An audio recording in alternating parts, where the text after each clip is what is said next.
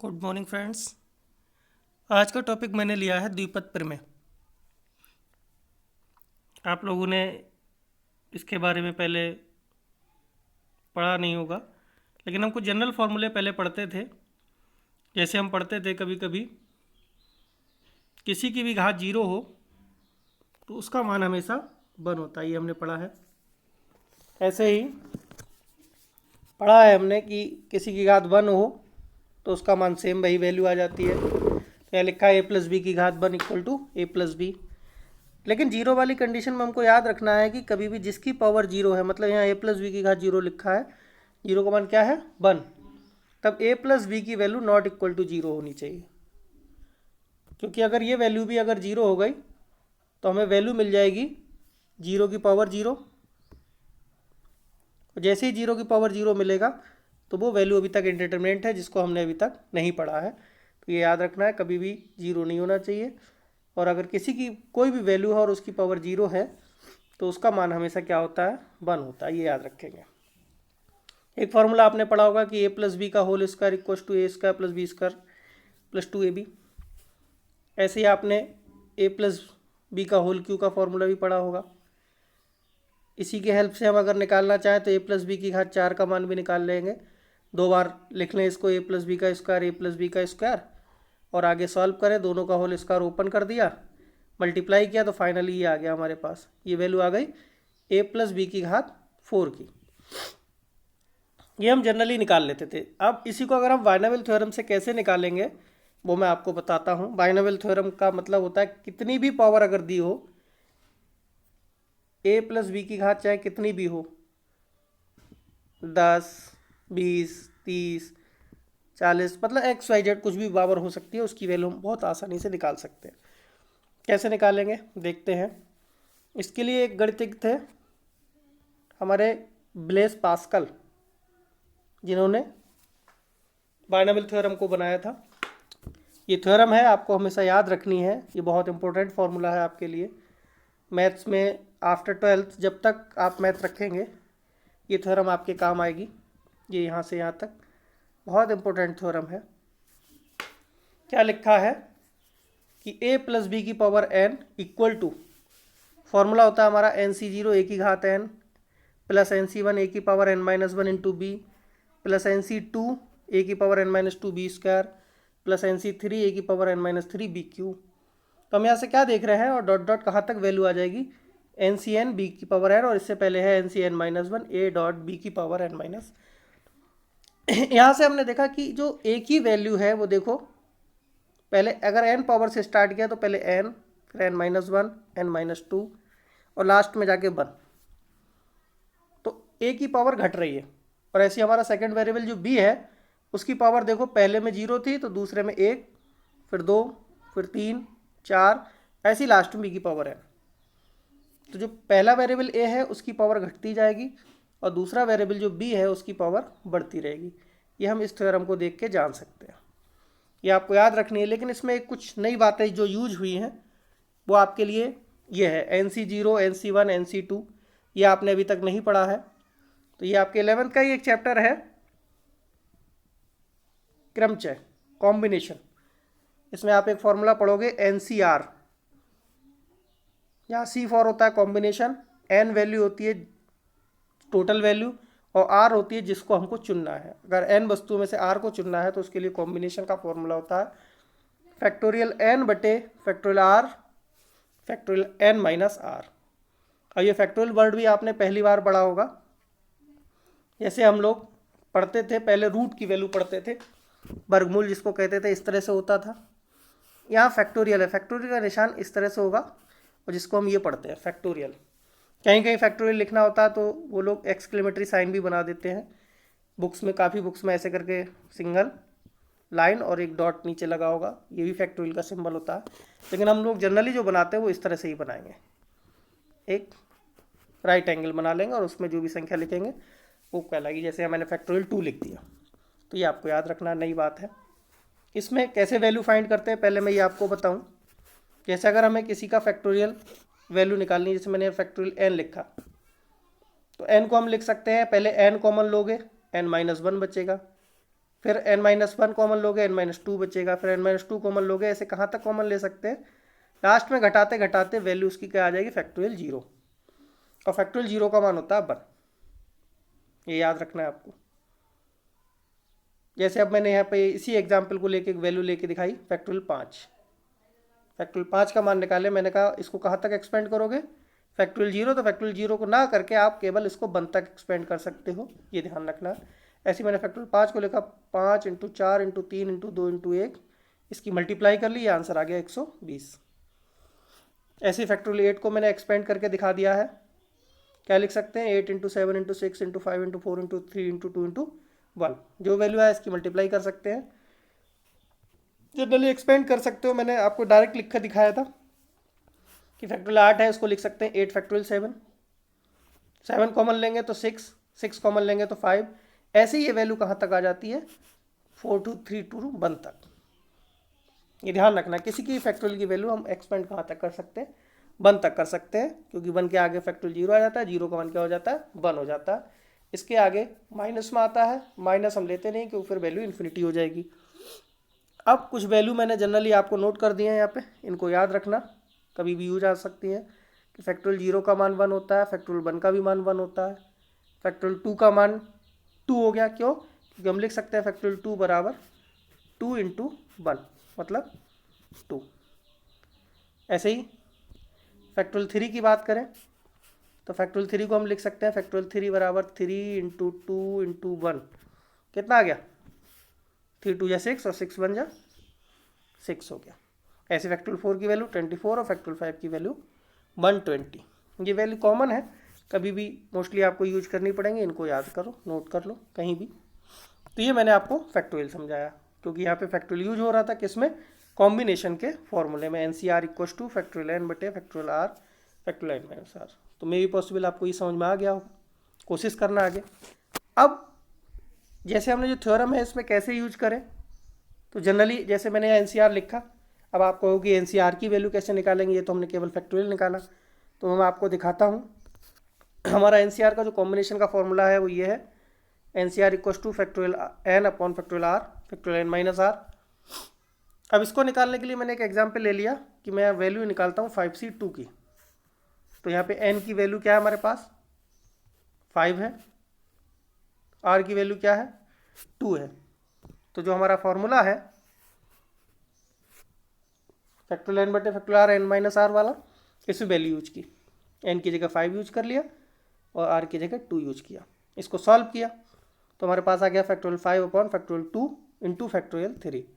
इसको सॉल्व करने का तरीका ये होता है कि नीचे या ऊपर जो संख्या कम हो उतने फैक्टोरियल में तोड़ सकते हैं। जैसे अब यहाँ फैक्टोरियल 5 दिया है और एक फैक्टोरियल 3 दिया है, तो हमको दिख रहा था कि 3 जो है कम है 5 से, यहाँ 5 है, ये 3 है, 3 कम है, तो मैंने 5 को 3 तक तोड़ लिया, क्या लिखा, 5 × 4 × 3, ये वैल्यू लिख ली। नीचे फैक्टोरियल 2 को 2 × 1 लिख लिया, फैक्टोरियल 3 ऐसे रह दिया, क्यों रखा, तो फैक्टोरियल 3 से फैक्टोरियल 3 कैंसिल हो जाएगा। जैसे ये कैंसिल हुआ तो हमारा बचा 5 × 4 अपॉन 2 × 1 मतलब 2, 2 से 4 को काट दो, 5 2 जा 4 और 5 और 2 की मल्टीप्लाई 10, ये हमारा सॉल्यूशन। तो जनरली आप निकाल सकते हैं किसी की वैल्यू आप दिखाओ। ऐसे मैंने एक दूसरा और एग्जाम्पल लेकर आपको दिखा दिया है, 10c3 की वैल्यू निकालना है, तो क्या आ जाएगी, factorial 10 upon factorial 3 factorial 10 - 3। Solve किया, factorial 10 upon factorial 3 same as, और फैक्टोरियल 10 - 3 का मतलब हो गया 7, यहाँ से ये मच जाएगा। अब ऊपर पता है मुझे 10 है और नीचे क्या है, 7 है, तो 10 को जो हम एक्सपेंड करेंगे वो कहाँ तक करेंगे, 7 तक, तो लिख लिया 10 × 9 × 8 × फैक्टोरियल 7, नीचे फैक्टोरियल 3 को लिखा 3 × 2 × 1 और 7 को 7 ऐसे ही, 7 से 7 कैंसिल, ऊपर वाली वैल्यू सेम एज, नीचे वाली वैल्यू मल्टीप्लाई करके कैंसिल कर लिया, कि 3 3 जा 9, 2 4 जा 8, क्या आ गया, 10 × 3 × 4 120, ये वैल्यू आ गई। कुछ जनरल फॉर्मूले मैंने आप लोगों के लिए लिखे हैं, ये वैल्यू आप लोग याद रखना, इनकी बहुत ज़रूरत पड़ेगी, कि जैसे NC0 और NCN का मान हमेशा 1 होता है। ये कहोगी क्या चीज़ है, जैसे मैंने लिखा देखो NC0 मतलब कोई भी कॉम्बिनेशन हो उसमें नीचे अगर 0 तो उसका मान हमेशा 1। NCN जैसे आप यहाँ पे लिखा है NC1 और NCN-1 का वैल्यू हमेशा n होगी, ये भी याद रखना। इनको दिखाने के लिए मैंने यहाँ कुछ एग्जाम्पल्स लिए, जैसे 5C1 का मान 5, ऊपर 5 है नीचे 1, ये वाला फॉर्मूला यूज कर लिया। 5c4, 1 कम हो गया, देखो 5c4 को 5 - 1 तो भी 5 हो गया। 10c9, 10 हो गया। ये कॉमन वैल्यू है। ये वैल्यू आती कहाँ से है? ये फॉर्मूले हैं आपके, इनको याद रखना है कि इससे हमारी वैल्यू ये होती है। मोस्टली इनका यूज करना पड़ेगा कि NC0 और NCN का मान 1 होता है और NC1 और NCN-1 का मान n होता है। अब थ्योरम तो आपको मैं पहले बता ही चुका था कि ये हमारी बायनॉमियल थ्योरम है।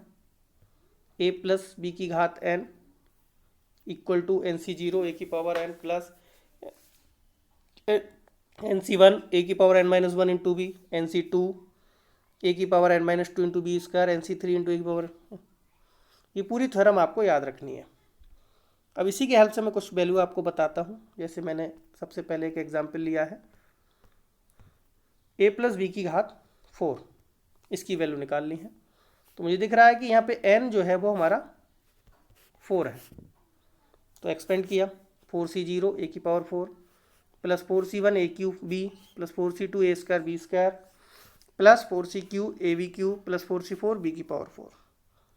एक्सपेंड हो गया कि उतनी पावर तक करना है जितनी पावर हमको गिवन हो। 4 पावर थी तो 4 पावर तक उसको ले गए। सबकी वैल्यू यूज करो।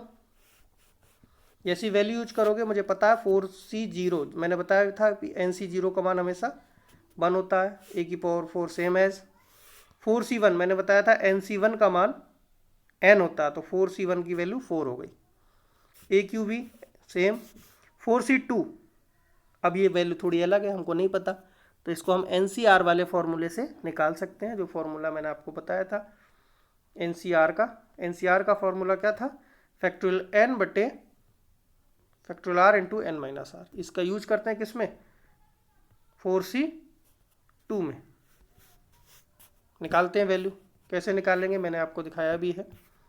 इसकी वैल्यू के लिए ये लिख सकते हैं, देखो 4c2 की वैल्यू है फैक्टोरियल 4 बटे फैक्टोरियल 2, 4 - 2, फैक्टोरियल 4 ऐसे ही, फैक्टोरियल 2 नीचे भी 2 बच जाएगा। फैक्टोरियल 4 को 2 तक एक्सपेंड कर दो, 4 3 2 आ गया, 2 × 1 और फैक्टोरियल 2, 2 से 2 कैंसिल, कितना मिल गया? कैंसिल कर लो 6, तो ये 4c2 की वैल्यू आ गई। इसको यूज कर लेते हैं। जैसे यूज किया तो 4c2 की वैल्यू भी 6 हो गई। ऐसे ही 4c3, मैंने बताया था NCN-1 n होता है, 4 हो जाएगा, और 4c4 NCN की वैल्यू 1 होती है। सबको यूज कर लिया, तो ये हमारा जो वैल्यू मिली 1 से मल्टीप्लाई करेंगे तो 1 आएगा, a की पावर 4 आ गया हमारे पास, ये 4a स्क्वायर भी, 6a square b square, 4ab square b की पावर 4। ये हमारा एक्सपेंशन आया किसका? a प्लस बी की पावर होल 4 का। तो ये हमारा फाइनल सॉल्यूशन। तो इससे हम क्या पता लगता है कि हम a प्लस बी की घात कितनी भी हो उसको हम बायनॉमियल थ्योरम से फाइंड कर सकते हैं। अब आप लोग क्वेश्चन ट्राई करना। ऐसे मैंने 1-2 क्वेश्चन अब आपके लिए लिए हैं। जैसे यहाँ पे एक क्वेश्चन एग्जाम्पल लिया है मैंने, 98 की पावर 5 का मान बताओ। तो 98 की पावर 5 जनरली हम जानते हैं मैथ्स में अगर करना हो तो 5 टाइम्स 98 की मल्टीप्लाई कर दो, लेकिन मैं यहाँ बायनॉमियल थ्योरम से कैसे निकालूंगा वो बताना हो। तो जो भी संख्या दी हो उसको, जैसे अगर कोई 100 के आसपास है, 100 से ऊपर है तब उसको 100 प्लस में डिवाइड कर लो, 100 से पीछे है तो 100 माइनस में तोड़ लो। क्योंकि जीरो बनाने से ये होता है कि जीरो की पावर करने में हमें बहुत आसानी हो जाती है। जीरो की जितनी पावर अगर हम लोग करेंगे उतना ईजी हो जाएगा, क्योंकि जीरो की पावर करने से बहुत ईजी हो जाता है। देखते हैं, 98 की पावर 5 को हमने लिख लिया 100 - 2 की पावर होल 5। तो यहाँ a की वैल्यू जो हो गई वो 100 हो गई, v की वैल्यू जो हो गई -2 हो गई, और n की वैल्यू हो गई 5। ठीक है, अब इसको हम बायनॉमियल थ्योरम से एक्सपेंड कर दें। जैसे बायनॉमियल थ्योरम से एक्सपेंड करोगे, लिख दिया है मैंने द्विपद प्रमेय के प्रसार से। तो जैसे बायनॉमियल थ्योरम यहाँ पे लगाओगे हमें वैल्यू मिल जाएगी 5c0 100 की पावर 5, 5c1 100 की पावर 4 इंटू -2, 5c2 100 की पावर 3 -2 की पावर 2।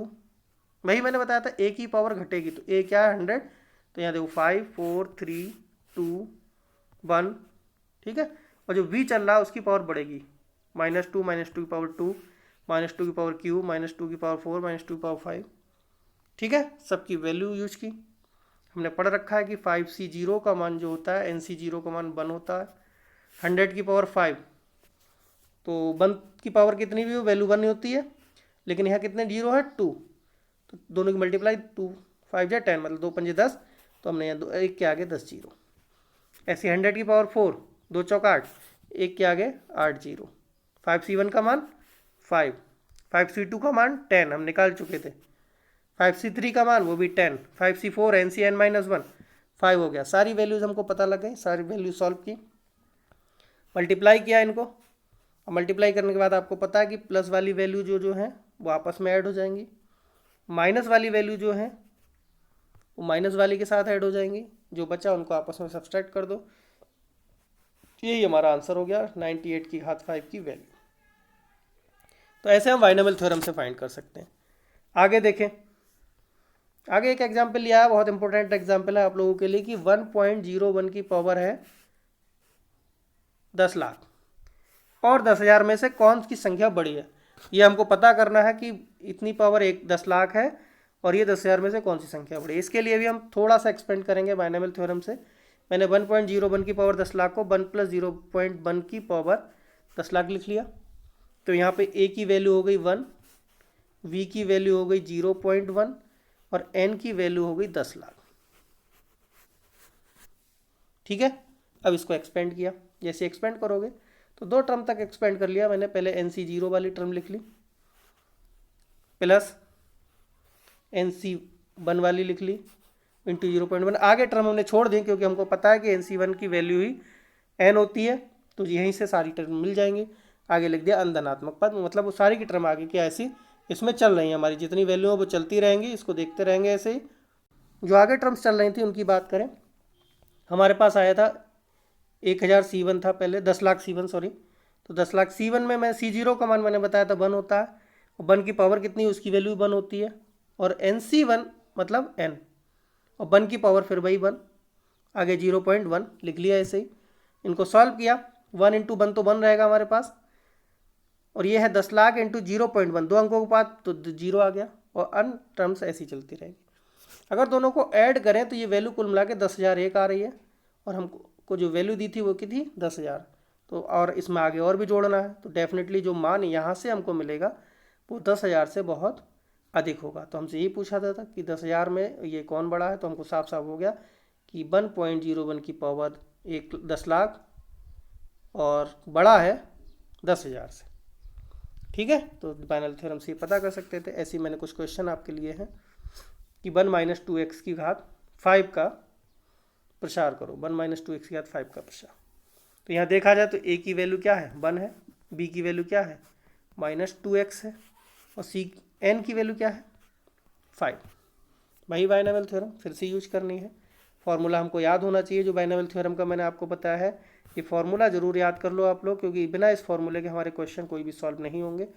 जब तक आप लोग मैथ्स रखेंगे अब आगे, तब तक आपको इस थ्योरम की ज़रूरत पड़ेगी, तो ये फॉर्मूला आपको ज़रूर से ज़रूर याद होना चाहिए। बिना इसके क्वेश्चन हम लोग सॉल्व नहीं कर सकते। देखते हैं आगे क्वेश्चन। तो जैसे ही हमें सारी वैल्यूज़ पता है a, b और n की, हमने एक्सपेंड किया। हमारा सबसे पहले आता है NC0 मतलब 5C0 आ गया, a की पावर n, NC1 a की पावर n-1 4 हो गई, b का मान -2x, फिर 5C2 a की पावर n-2 मतलब 5 - 2 3, और इधर -2x की पावर 2, ऐसे एक्सपेंड किया, सबकी वैल्यू यूज कर ली, वैल्यू आ जाएगी, मल्टीप्लाई करो और इसको आगे सॉल्व करो। मैं पहले वैल्यू आप सबको बता चुका हूँ, उसी तरह से ये इसका आंसर हो गया। सेम एज मैंने एक क्वेश्चन लिया है x/3 + 1/x की पावर 5 का प्रसार करना है। यहाँ पे भी देखो a की वैल्यू हो गई x/3 और b की वैल्यू हो गई 1/x और n की वैल्यू हो गई 5। वही बाइनोमियल थ्योरम यूज करेंगे हम। NC0 मतलब 5C0, a x/3 की घात 5, 5C1 x/3 की घात 4, b सॉल्व कर लिया, सब एक्सपेंड करोगे, फिर इनकी वैल्यू यूज करो। देखो जो वैल्यू हमारे पास 5C0 1 होता है, n की घात 5 ओपन कर दी, सॉल्व किया। अब हम यहाँ देख रहे हैं कि देखो ऊपर घात 4 है, यहाँ घात 1 है, सॉल्व कर रहे हैं यहाँ पे देखो, यहाँ पे x कैंसिल हो रहा है कहीं ना कहीं, जो कैंसिल हो सकता है उसको कैंसिल करेंगे। जैसे कैंसिल करोगे हमको क्या मिल जाएगा, कैंसिल करने से यहाँ पे देखो इसको सॉल्व जब हम करेंगे तो हमें वैल्यू मिल जाएगी, एक x से x कैंसिल जाएगा, x क्यों आ गया। यहाँ सॉल्व करेंगे x² से कैंसिल होगा, x मिलेगा। ठीक है, और ऐसे ही इसको सॉल्व करेंगे तो हमको ऊपर एक्स स्क्वायर है, नीचे एक्स क्यूब है, ये कैंसिल हो जाएगा, ओनली एक्स अपॉन में। यहाँ सॉल्व करोगे, ऊपर एक्स है, एक्स की 4 तो एक्स क्यूब, एक्स की पावर 5 ऐसे ही इसको सॉल्व कर लिया, जो कैंसिल होना था वो कैंसिल किया। ठीक है, तो इसकी हेल्प से आप आगे बाइनोमियल थ्योरम के क्वेश्चन सॉल्व कर सकते हैं। तो आप लोग ट्राई कीजिए, उससे आगे की वैल्यूज़ आपको मिलती रहे, उसके लिए चैनल को सब्सक्राइब करते रहिए। हर क्वेश्चन आप तक पहुंचता रहेगा इजीली। अपने फ्रेंड्स को शेयर भी कीजिए, इससे सारी वैल्यूज़ आपको मिले, क्वेश्चन सॉल्व होते रहें, और मेरी हेल्प से आप अपने क्वेश्चन सॉल्व करते रहिए। Thank you.